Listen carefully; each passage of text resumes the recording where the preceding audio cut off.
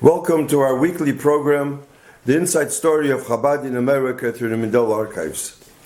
Last week we read the note that Rabbi Mindel wrote about his fifth trip, only part of it, and I said I would finish it this week, one short paragraph.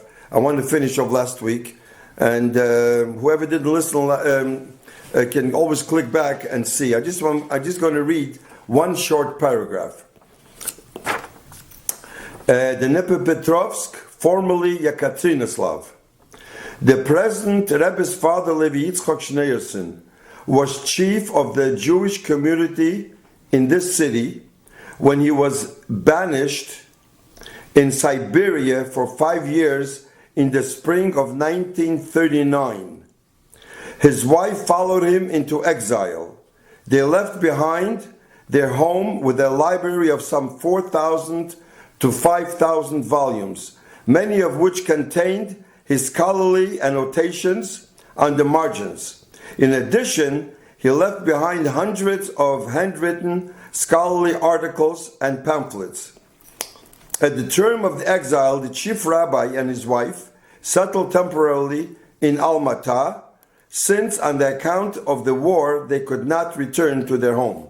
We have reason to believe, Rabbi Mindel writes, that this collection, for its part, may have been transferred to other libraries in the city, such as the University Library or City Library, which we wish to go to Dnipropetrovsk after Kiev in order to trace the collection or whatever has been left of it. Needless to say, this collection too is part of the Rebbe's heritage and specially cherished by him, being the son of the owner, and also because of the collection of the books, is of special significance for the Chabad Lubavitch literature, its history and development. And this is the note that he wrote. Now, till today, the Sfarim are not back, and the manuscripts are not back. The other trips that Rabbi Mindel was sent by the Rebbe alone, he went undercover, and it was mamish behatzlocha gedela and a lot of miracles, as I spoke in the last few programs. He wrote down when he went the years. The Rebbe sent them in 1958, I spoke about that, to Moscow and Riga, June 1961, Moscow and Riga, August 1963, Sochi, Moscow and Riga, June 1967. The Rebbe told him right after the 6-day war he should go to Israel, he should meet Shazar, and he should meet the Prime Minister. And then the Rebbe told him he should go to Russia, to Leningrad, Moscow, Riga. This was all uncovered. Now, he came back Erev Yud Shvat alone, as was mentioned last week. And we mentioned why he came. When he came back, the first thing on Yud Shvat, he went to the Rebbe on Yechidas room. He gave the Rebbe a full report. He showed him the papers, also what the other two shluchim told him the report. They gave him, and he also showed it to the Rebbe. He was in the Yechidas room, le'erech, 1 hour. Now everything is written. He wrote everything down. I don't know, some things I can share with the other two shluchim if they wish, maybe. But some things I can't even share what was spoken in that room. A day after Yud Shvat, the Rebbetzin, Chayimushke, called Rabbi Mindel.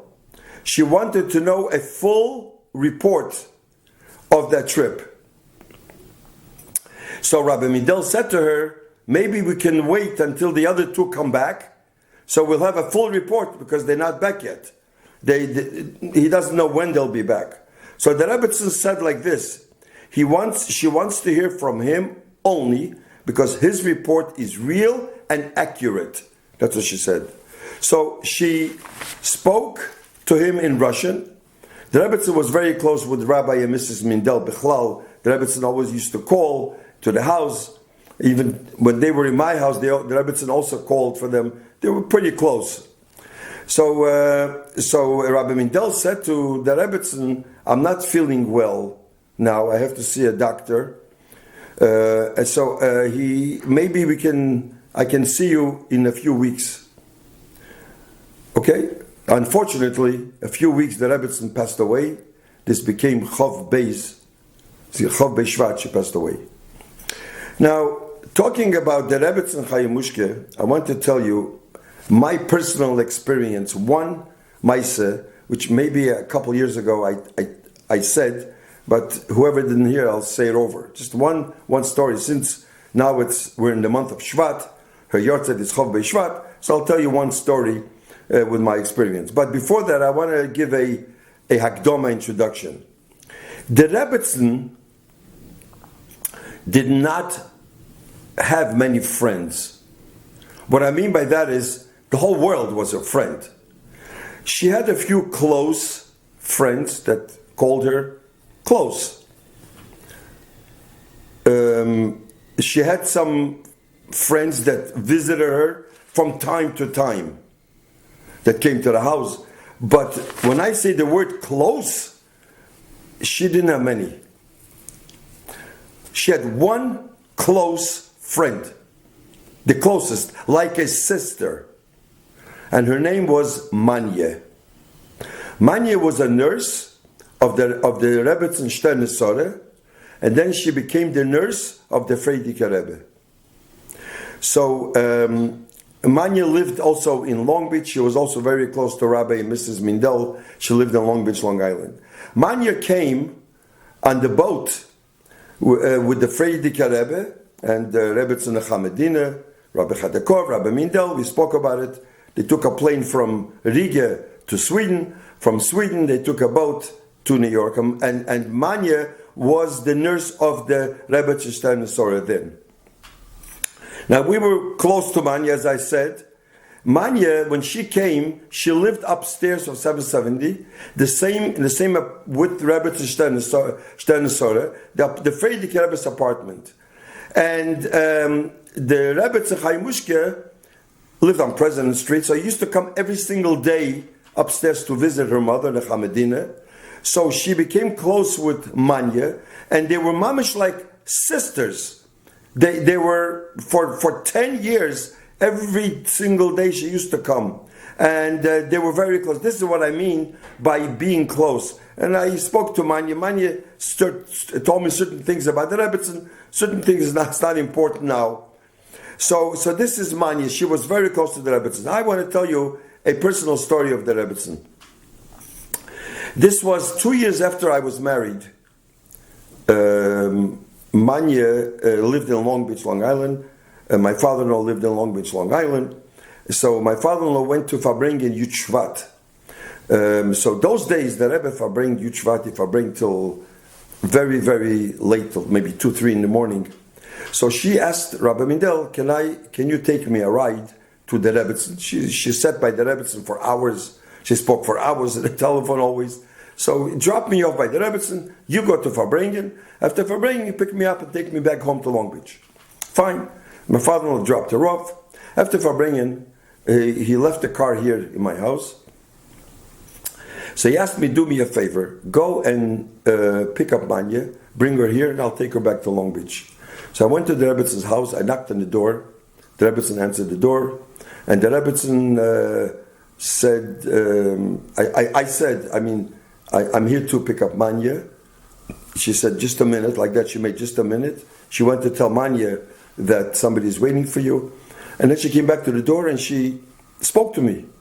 I was nervous. I was then young. I was very nervous in front of the Rebbetzin. Come in. I don't know, with such derech, come in, sit down. She asked me about the family. She spoke. While I spoke to her, I had an envelope in my pocket. And I gave it. I lost it. I got so nervous in front of the Rebbetzin. I don't know where the envelope went. So I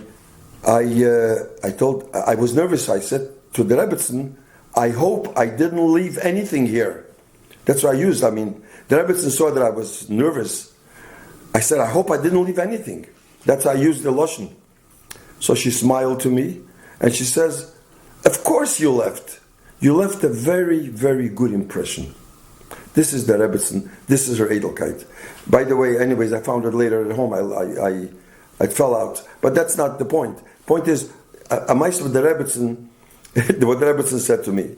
Going back to Rabbi Mendel's Shlichus, I want to say, this trip of 1988, the Sforim that we're still waiting for, which the Rebbe wanted to be in New York, as Rabbi Chadikov wrote, Rabbi Chadikov spoke, Rabbi Mendel wrote, there are 3 conditions in Shluchim, he said. I have it written down. One thing is, Rabbi Chadikov always said it, Shliach shel Odom k'moisoi. A Shliach is like the Rebbe. A Shliach has to, if he doesn't know what to do, he always has to think, what would the Rebbe do? And he has to, Firzach his Anhoge is, k'moisoi like the Rebbe, number 1. Number 2, Ish echod b'leiv echod. If a few Shluchim go together, they have to be united. One people with one heart. Not that one thinks one way and one says another way. And one says, well, I want to be this way and you can't do this the other way. That cannot be. That's not called a real shliach. And the third thing is, no personal motives. A person always has to think by the truth, what he's going to the shlichus for. And Rabbi Chadikov gave a mashal from tefillin. He says, when we go put on tefillin with somebody, and we have a problem, the person doesn't want to put on tefillin, so Rabbi Chai, so he said, so it's not the person's fault. It's my fault. I don't know how to relate to the person. If I would know how to relate to the person, then the person would want to put on tefillin. So what I'm saying is the same thing. This shlichus, v'hamevin yovin.